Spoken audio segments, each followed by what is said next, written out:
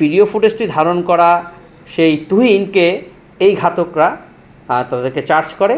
Tuhin delete করতে চায় না, ক্ষিপ্ত হয়ে তাকে উপর্যুপরি আঘাত করে মেরে ফেলে। আমরা যখন খবর পাই যে আমাদের চান্দনা চৌরাস্তায় সাংবাদিক তুহিনকে দুর্বৃত্তরা কুপিয়ে হত্যা করেছে, সঙ্গে সঙ্গে আমরা এবং ঊর্ধ্বতন স্যাররা ওখানে আমরা যাই। আমরা ওখানে গিয়ে তুহিনকে মৃত দেখতে পাই। তো পরবর্তীতে আমরা আমাদের তদন্তের প্রয়োজনে আশেপাশের সিসিটিভির ফুটেজ কালেক্ট করি। তো আসলে আমরা ওই সিসিটিভির ফুটেজে কালেক্ট করে আমরা যে জিনিসটি জানতে পারি সেটি হচ্ছে, সিসিটিভির ফুটেজ আমাদেরকে যেই তথ্যগুলো দিয়েছে সেক্ষেত্রে একটি নারী একজন পুরুষের সাথে কোনো একটা বাকবিতণ্ডায় জড়িয়ে যায় রাস্তায়। সেই সময়ে ওই একটি পুরুষ ওই নারীকে আঘাত করে।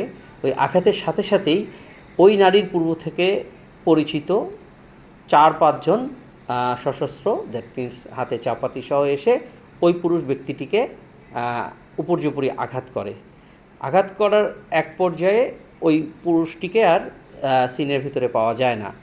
পরবর্তীতে আমরা খোঁজ নিয়ে জানতে পারি এই পুরুষটি আমাদের জয়দেবপুর সদর হাসপাতালে আছে। তার নাম বাদশা মিয়া। তার সাথে আমাদের পুলিশের কথা হয় এবং আমরা তার মাধ্যমে এবং স্থানীয় মাধ্যমেও জানতে পারি যে ওই যে এই নারীকে ওই বাদশা মিয়া আহত করেছে এবং আহত করার কারণে ফলশ্রুতিতে যে 4-5 জন ছেলে এসে উপর্যুপরি বাদশা মিয়াকে খুব কোপালে, এই দৃশ্যটি ওই চৌরাস্তায় অবস্থিত সাংবাদিক তুহিন তার মোবাইলে ধারণ করে।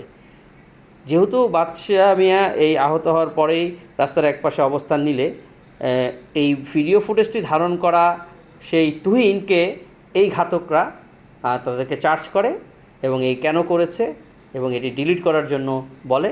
এবং এরই এক পর্যায়ে যখন তুহিন ডিলিট করতে চায় না কিংবা ভিডিওর বিষয়টি অস্বীকার করতে চায়, তখনই তারা ওই অবস্থাতেই ক্ষিপ্ত হয়ে তাকে উপর্যুপরি আঘাত করে মেরে ফেলে।